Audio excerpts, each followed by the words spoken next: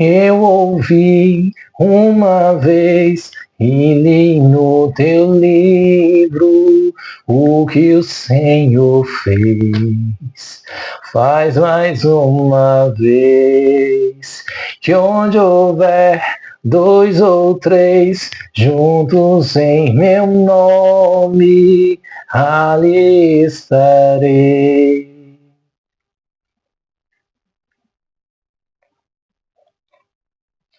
Toda a terra será cheia do conhecimento da glória de Deus, como as águas cobrem o mar. Enche a terra ao som da tua igreja. Toda a terra será cheia do conhecimento da glória de Deus, como as águas cobrem o mar. Enche a terra ao som da tua igreja. Tudo bem, pessoal? Muito boa tarde ou boa noite. Bom dia também para você que estivesse assistindo o dia. Que a paz do Senhor, bem-estar nas suas vidas. Primeira coisa que eu ia falar para você está orando, está jejuando, buscando a face do Senhor, fez o que eu te disse. Outra coisa também, se fosse possível, que você pudesse estar orando pelo menos uma vez na semana, buscando a face do Senhor durante a madrugada. E se pudesse também estar entrando em jejum. Lembrando outra coisa também que eu tinha dito para vocês, pudesse estar comprando um óleo como esse, não sei se dá para ver direitinho, acaba refletindo um pouco, né? É um óleo de mirra. E estivesse orando por esse óleo de mirra, colocasse em 2 partes. Danilo não pude ter pegado um óleo de mirra como um desse.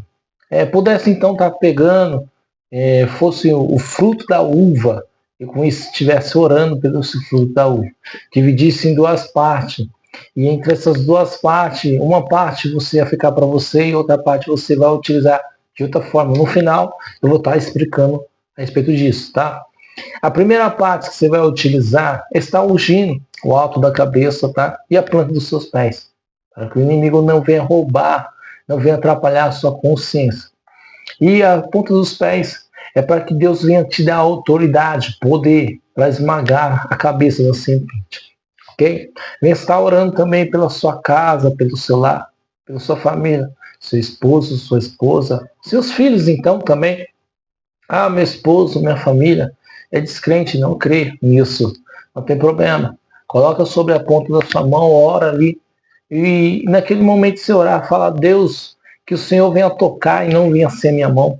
No momento que eu abraçar aquela pessoa, que eu venha tocar naquela pessoa, que todo mal venha ser quebrado neste momento. É o que eu te peço, meu Pai, em nome de Jesus, meu Deus. Senhor, apresente seu casamento, seus filhos, para o Senhor. E orar por alguns objetos que tem na sua casa específico, tá bom? Um deles seria considerado na Bíblia como altar, que são a cama.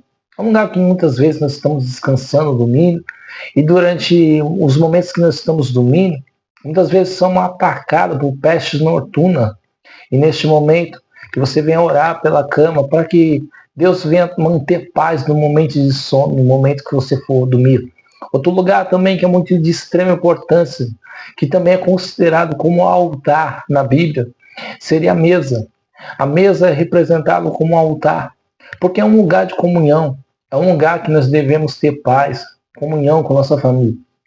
Para estar orando na mesa, consagrando ali, para que Deus venha brindar a sua casa, a sua família, em nome de Jesus. Amém, meus irmãos? Eu vou estar lendo agora na Bíblia, livro de Atos dos Apóstolos, capítulo 28, do versículo 1 ao versículo 6. Livro de Atos dos Apóstolos, do capítulo 28, do versículo 1 ao versículo 6, onde está escrito: uma vez em terra, verificamos que a ilha se chamava Malta. Os bárbaros trataram-nos como singular humanidade, porque acendendo uma fogueira, acolheram-nos todos por causa da chuva que caía e por causa do frio. Tendo Paulo ajuntado e atirado sobre a fogueira um feixe de graveto, uma víbora, fugindo do calor, prendeu-lhe sobre a mão. Quando os bárbaros viram a víbora que prendeu sobre a mão dele, disseram uns aos outros: certamente este homem é assassino, porque salvo do mar a justiça do Senhor não os deixou. Porém ele, sacudindo o réptil, sacudindo a víbora no fogo, não sofreu mal nenhum. Mas eles esperavam que ele viesse a inchar-se e cair morto de repente. Mas depois de muito esperar, vendo que nenhum mal lhes sucedia, mudando de aparência, diziam ser ele um Deus. Amém? Pode estar fechando suas Bíblias, eu vou estar falando com vocês. A Bíblia vai nos ensinar que Jesus ele vai ser levado ao alto do céu. Mas antes de ser levado ao alto do céu, ele vai dar uma instrução para os seus discípulos. E ele vai dizer ao seu discípulo: ficai em Jerusalém, até que do alto sejais revestidos de poder. Jerusalém é conhecido como a terra de Salém, terra de Deus. Jerusalém é conhecido como terra de paz. Jerusalém é conhecido como terra do pão. Então o que Jesus está dizendo é que ainda que venha ter aflições, ainda que venha ter momentos difíceis na sua vida, ficar em comunhão, ficar em uma terra de paz, ficar unido uns com os outros, com o seu irmão, ficar na terra onde vai ter pão, onde vai ter presença de Deus. E no momento que eles estão ali reunidos, a Bíblia diz que ao cumprir-se o dia de Pentecoste, Pentecoste é a festa da colheita, onde os judeus comemoram como a festa da colheita. E ao cumprir-se o dia de Pentecoste, estavam todos eles reunidos em uma casa só. E ouviu-se de repente um som, como de um vento impetuoso. A primeira coisa que eu venho falar para vocês é: o de repente de Deus vai chegar. O de repente de Deus está chegando na sua vida. O som que veio como barulho é porque Deus vai fazer barulho diante dessa situação. Deus vai fazer barulho na sua vida. Os discípulos estão orando: vem Espírito. Em contrapartida, Cristo que está no alto do céu está falando: desce Espírito. Os discípulos estão clamando: vem Espírito. E Jesus está falando: desce Espírito. Da onde você tirou isso, meu irmão? Livro de João, capítulo 14, versículo 16 diz: eu rogarei ao Pai, e ele vos dará o outro Consolador, a fim de que não estejais só, e ele esteja sempre convosco. A igreja está na terra, vem Espírito. E Cristo está no céu, desce Espírito. Essa ligação que traz uma comunhão. Quando eu ligo a minha oração com a vontade de Deus, traz resposta de Deus. E no momento a Bíblia diz que o Espírito Santo desce e dá a ele línguas como repartido de fogo, a qual pousou sobre eles. A Bíblia vai dizer que naquele momento, no momento ali tinha pessoas passando de várias regiões, pessoas da Capadócia, da Judeia, da Síria, do Egito, Líbia, de Cirene, até mesmo de Roma. E muitos deles estão se indagando como pode. Eles estão falando da maravilha de Deus, porém no nosso idioma. No nosso idioma de paternidade, de nascença, da nossa origem. Até que de repente a Bíblia fala desse jeito que alguns deles começam a zombar, começam a escarnecer daquilo. Eles começam a dizer, eles estão embriagados. E Pedro vai tomar a palavra, vai dizer: Isso aqui não é embriaguez, mas sim poder de Deus. Porque está escrito no livro de Joel, e há de acontecer que nos últimos dias o Senhor derramarei o meu espírito sobre toda a carne. Vossos filhos e vossas filhas profetizarão, vossos jovens terão visões, e vossos velhos terão sonhos. E eu derramarei o meu espírito sobre toda a carne. Aqueles homens se convertem ao Evangelho. Aqueles homens aceitam Jesus.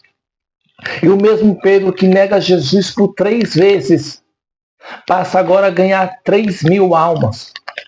A Bíblia vai dizer que Pedro depois ele vai subir ao templo para orar a Deus, para buscar a face de Deus.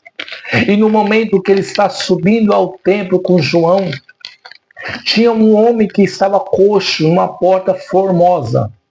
E esse homem que estava coxo numa porta famosa, a Bíblia vai falar que ele está pedindo esmola. Pedro olha para eles e fala: olha para nós, não temos ouro nem prata, mas o que eu tenho eu te dou. Em nome de Jesus Cristo, levanta e anda.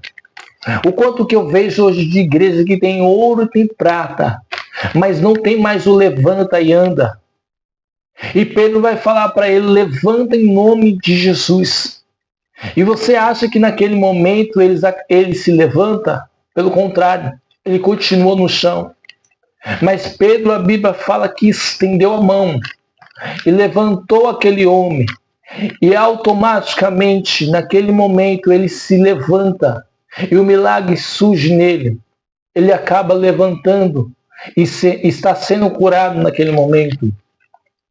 Ele lembra de algo que um dia Jesus fez por ele, quando ele estava prestes a afundar no mar, quando ele está andando sobre as águas, e ele olha para as aflições, ele olha para o mar, ele olha para os ventos, está se afundando, e Jesus estende a mão para ele. Ele estende a mão para aquele coxo, e aquele coxo é curado.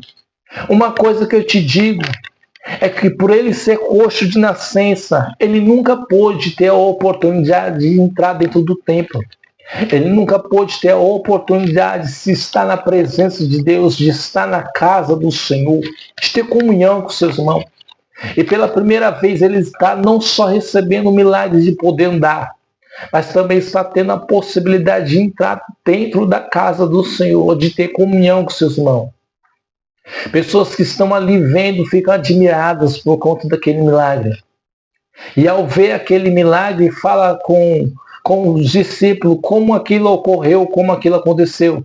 Os discípulos vão falar com ele: em nome de Jesus o Nazareno, a qual vocês mandaram crucificar, foi que este homem foi curado.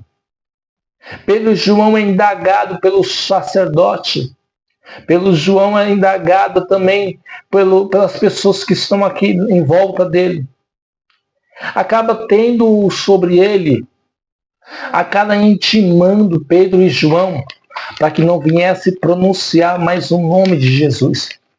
Eles falam: melhor é obedecer aos homens do que obedecer a Deus. Devemos obedecer a Deus. Julgue por si mesmo se isso.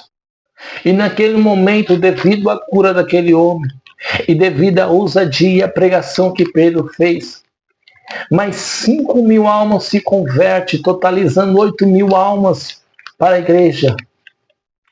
A igreja está crescendo.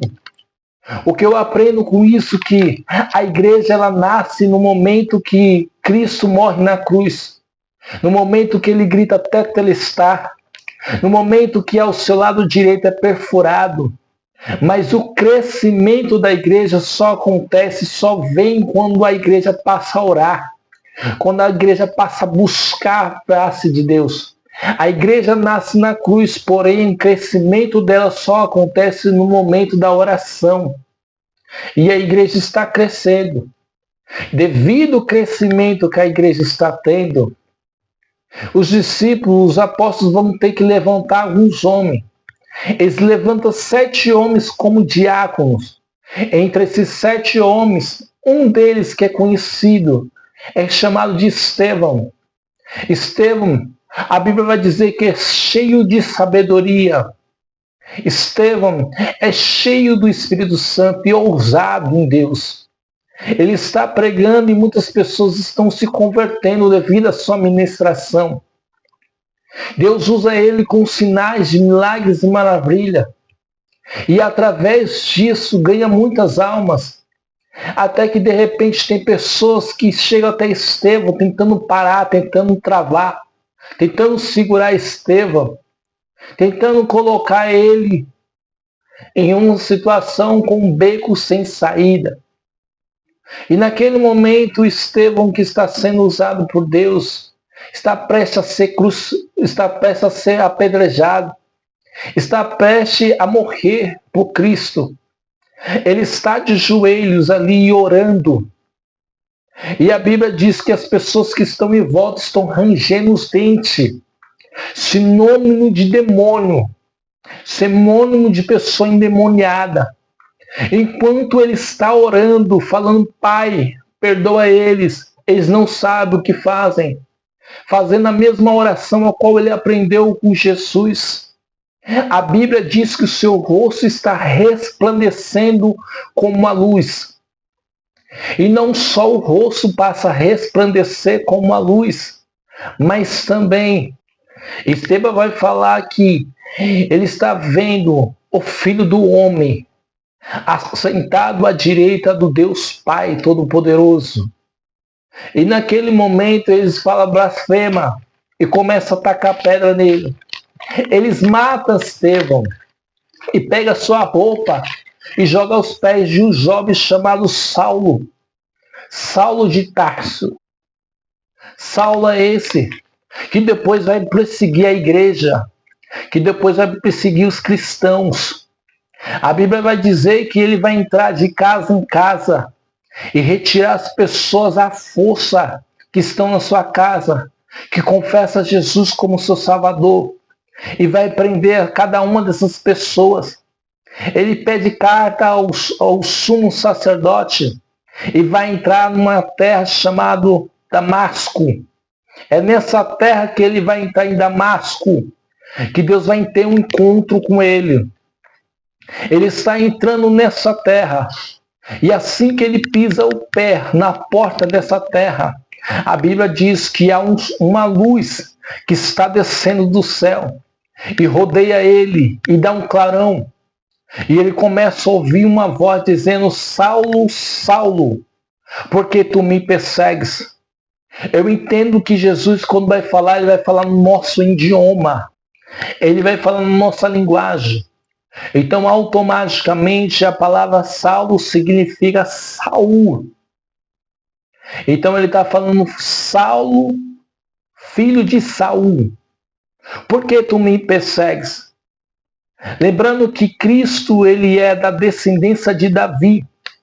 Automaticamente, ele está fazendo uma comparação a Saul que perseguiu Davi. Ele está falando, Saulo, por que você está me perseguindo? A Bíblia vai dizer que Saulo, ele cai de joelhos. E naquele momento ele fala, Senhor, quem és tu? Ele fala, eu sou Jesus a quem tu persegues. Ele fica cego. E ele é levado com os homens para que viesse entrar dentro de Damasco.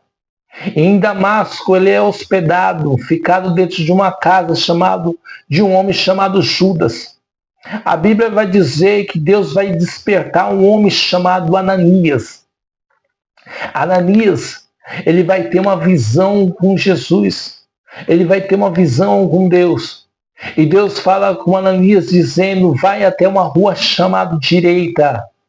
E quando você entrar dentro dessa rua, vai entrar dentro de uma casa chamada da casa de Judas. Vai procurar por um nome chamado Saulo de Tarso. Ele vai lembrar que Saulo era aquele que estava perseguindo a igreja.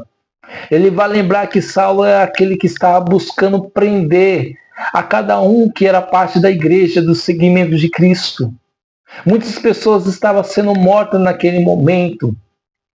E ele fala, mas Saulo, Justamente aquele que estava prendendo a cada mão, a cada pessoa.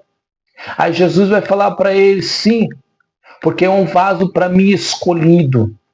O que não serve para você, vou tomar essas palavras, o que não serve para você, serve para mim. O que não presta para você, presta para mim. Ele vai entrar até essa casa. E ao entrar nessa casa, ele vai falar com Saulo. Ele vai ministrar para Saulo, vai orar para o Saulo, Deus devolve a ele a visão. E não só devolve a visão para ele, mas novamente ele passa a ser cheio do Espírito Santo. E quando ele é cheio do Espírito Santo, ele começa a pregar o Evangelho. Ele começa a falar de Jesus para outras pessoas. As pessoas que ali estão ouvindo, estão falando, peraí, mas não é Saulo este homem? A qual estava atrás de querer prender as pessoas, a qual estava querendo matar as pessoas que seguiam Jesus. As pessoas estão fazendo um mutuê ali, estão querendo pegar agora Saulo, estão querendo matar Saulo. Saulo acaba se prendendo numa casa e ele vai ter que buscar uma fuga para sair daquele ambiente, daquele local, porque senão ia ser morto, ia ser tirado a sua vida. E naquele momento as pessoas descem ele numa corda, em um cesto, amarrado em uma corda. Ele vai correr e fugir para ir até Jerusalém.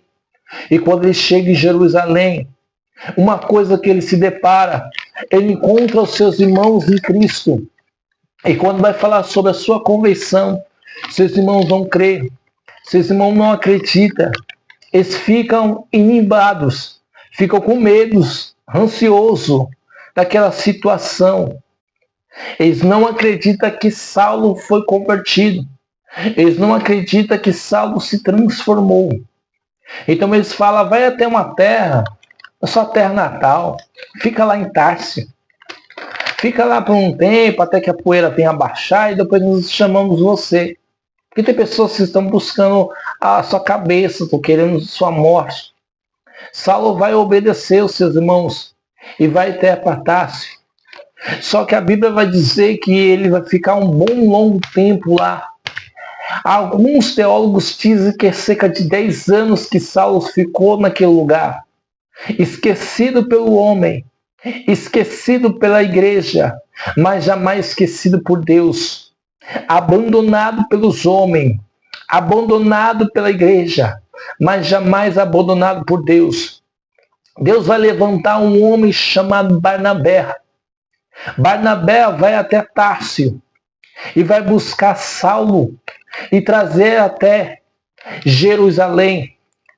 Como Deus hoje precisa levantar muitos Barnabé no meio da igreja. Homens que acreditam na tua chamada. Homens que acreditam na sua convenção. Homens e mulheres que acreditam no seu ministério. Homens que possam ser usados por Deus para potenciar o ministério que Deus tem na sua vida. Que Deus venha levantar hoje Barnabés. Homens e mulheres que venham se incentivar você na tua chamada, na sua história com Deus. Levanta ao Senhor. Minha primeira oração é essa. Levanta ao Senhor. Levanta homens e mulheres como Barnabé. Levanta, Senhor, homens e mulheres como Barnabé no meio da igreja, no meio da nossa casa.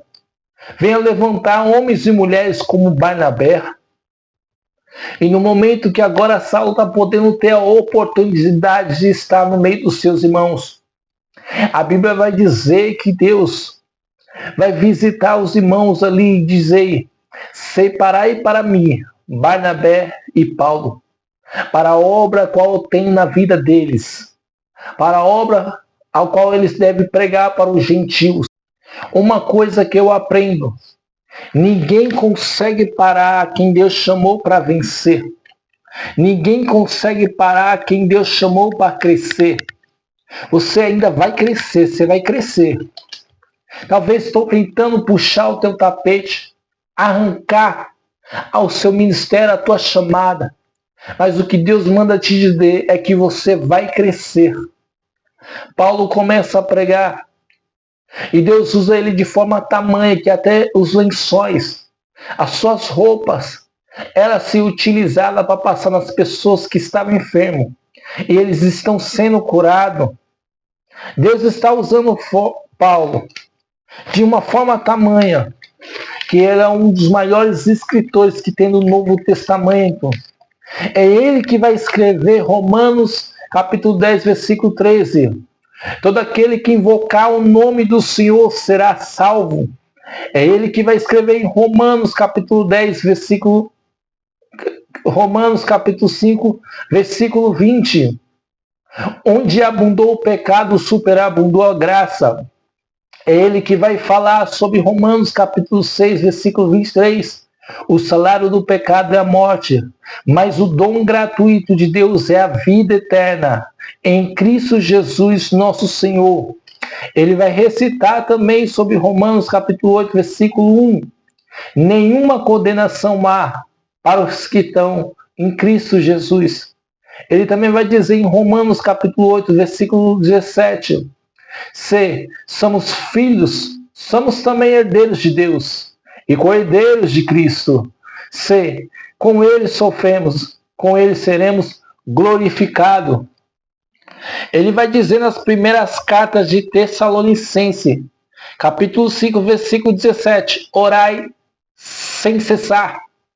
Também está escrito no livro de Filipenses, capítulo 2, versículo 5 até o versículo 11, onde está escrito: tende vós, irmãos, o mesmo sentimento que houve também em Cristo, pois ele, subsistindo em forma de Deus, não julgou ser usurpação ou ser igual a Deus. Antes, a si mesmo se esvaziou, assumindo a forma de servo, tornando-se semelhante a homens, e reconhecido em figura humana, a si mesmo se humilhou, tornando-se obediente até a morte, morte de cruz, pelo que também Deus o exaltou soberanamente. Ele deu um nome que está acima de todo nome, para que todo nome e todo joelho se dobrará nos céus, na terra e debaixo da terra, e toda língua o confessará que Jesus Cristo é o Senhor, para a glória de Deus o Pai. Paulo vai dar instruções à igreja. Paulo vai dar instruções de como funcionam os dons. Paulo vai dar instruções de como funciona o fruto do Espírito. Ele vai dar instrução como deve se comportar o casamento. A mulher que é descrente, o marido que é crente, como devemos se comportar. Paulo vai dar instruções sobre a ceia do Senhor. Ele também vai dizer que nós somos morada de Deus. 1 Coríntios capítulo 3, versículo 16 a 17 está escrito: não sabeis vós que é templo de Deus e que o Espírito de Deus habita em vós? Se alguém destruir o templo de Deus, Deus o destruirá. Porque o templo de Deus que sois vós é santo. Nunca se sabe quando Deus está prestes a levantar mais um Paulo. Nunca se sabe quando Deus está prestes a levantar mais um grande homem, uma grande mulher de Deus. Pode até te esconder, mas jamais vão impedir o seu crescimento. Pode até tentar te excluir, mas jamais vão impedir de você crescer. Você vai crescer, você vai crescer. Deus está usando Paulo para pregar o evangelho no meio dos gentios. Até que de repente, a Bíblia vai nos dizer que Barnabé e Paulo têm em si uma discussão.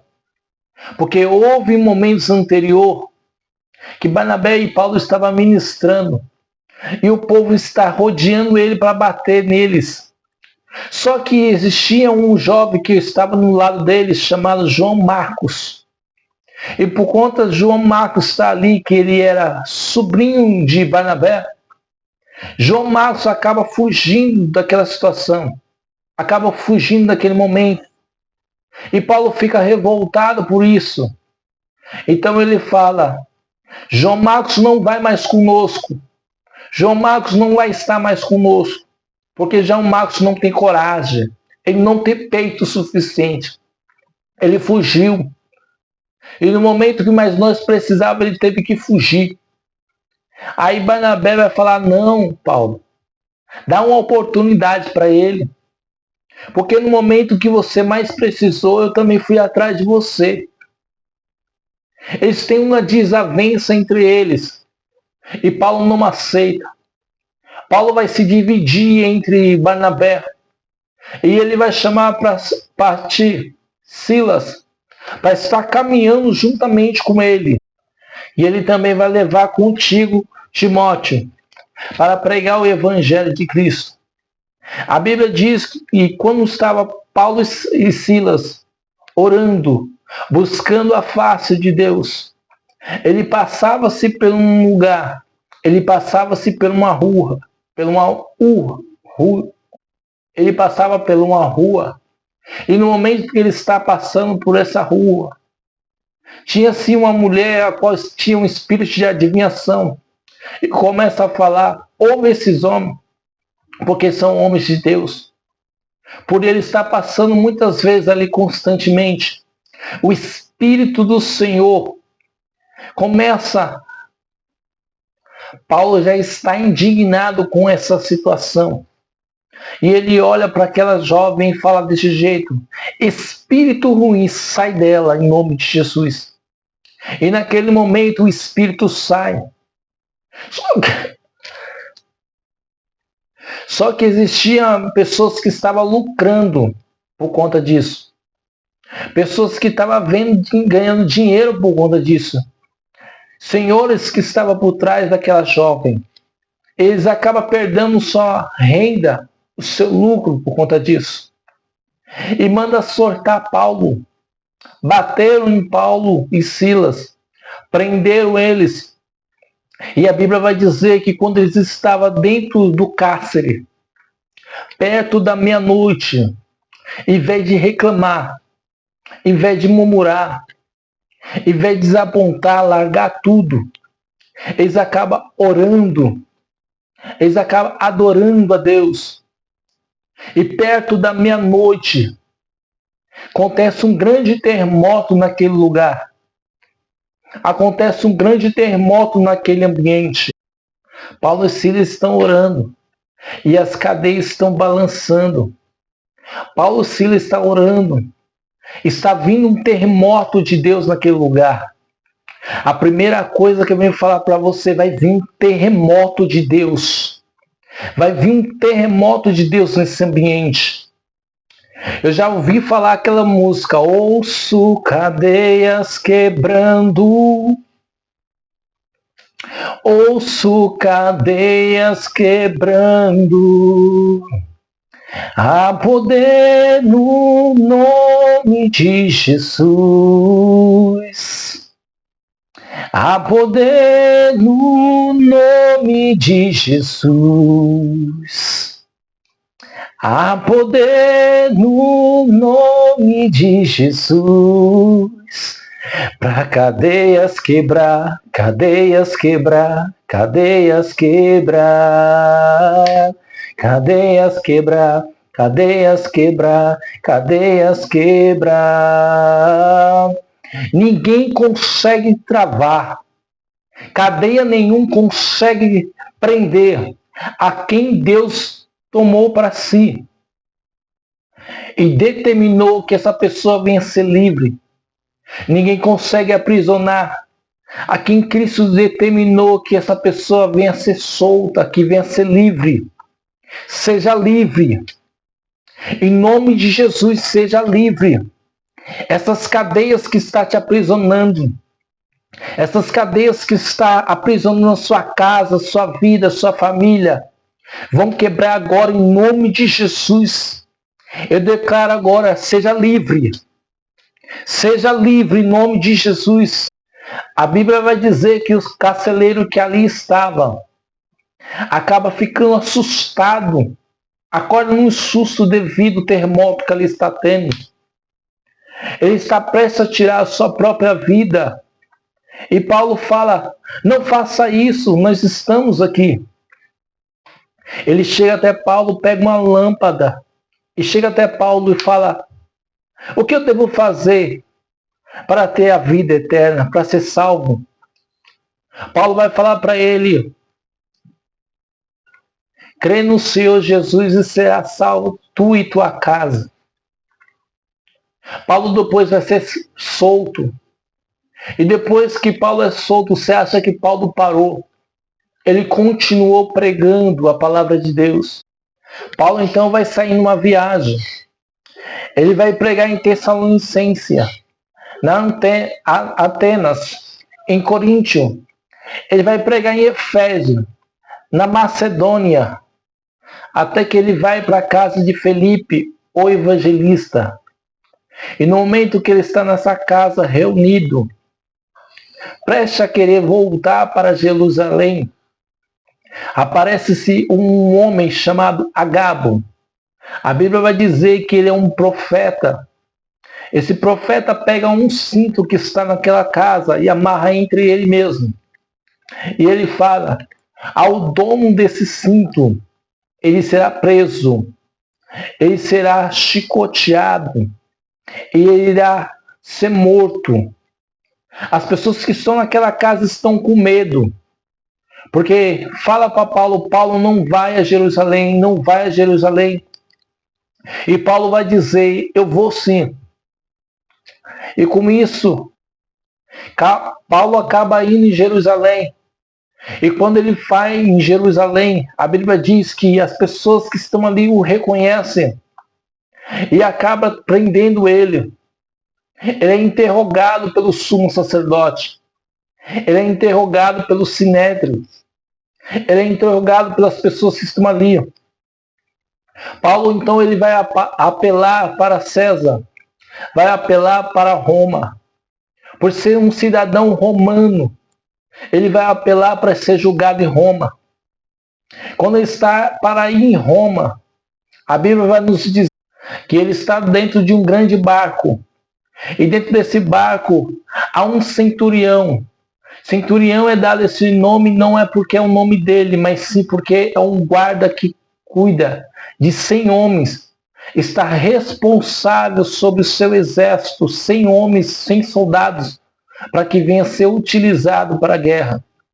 Esse centurião que está responsável na viagem, Paulo vai chegar até ele e vai falar desse jeito assim: vejo que a embarcação é grande e a viagem é longa.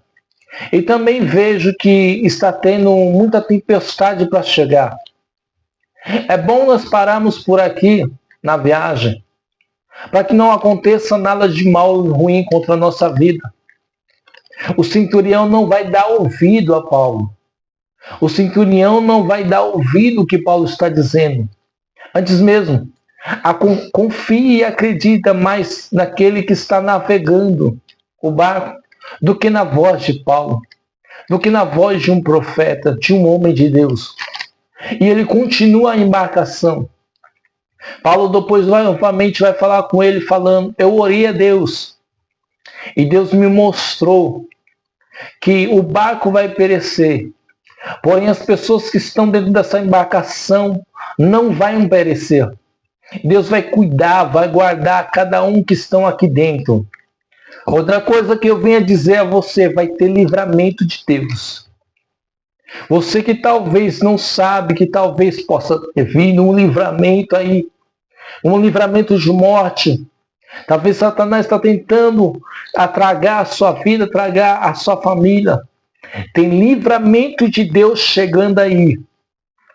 E a Bíblia vai dizer que eles vão chegar até uma ilha chamada Malta. E nessa ilha chamada Malta, Paulo vai fazer uma coisa. Ele vai catar gravetos. Tem uma chama ali que está acesa. E Paulo está atrás de graveto. Ele poderia usar tronco, porque é algo grande. É algo que poderia estar mais tempo incendiando o fogo, a chama. E Paulo vai atrás de gravetos. Gravetos é pessoas pequenas. Gravetos fala de oração. Gravetos fala de busca constante diante de Deus. Enquanto as pessoas estão paradas, apenas se aquecendo da chama, Paulo está atrás de gravetos. Mas ele foi abandonado. Mas ele está atrás de graveto. Mas ele foi chicoteado. Mas ele está atrás de graveto. Mas ele foi preso. Mas ele está atrás de gravetos. Mas tem pessoas que abandonaram ele. Tem pessoas que não acreditou no ministério dele. Vai catar gravetos. Busca gravetos. Pega gravetos. Tem pessoas que não acreditavam no ministério dele, na chamada dele. E Paulo está catando gravetos. Pensa numa geração mimizenta que tudo quer parar. Tudo que acontece quer abandonar. Tudo que acontece, vou largar Jesus, vou sair da igreja. Vai catar gravetos, homem. É falta de gravetos. É falta de oração.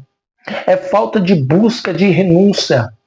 Quando você buscar catar gravetos, a chama nunca mais vai se apagar. Ele vai fazer algo que está cumprido em livro de Levítico, capítulo 6.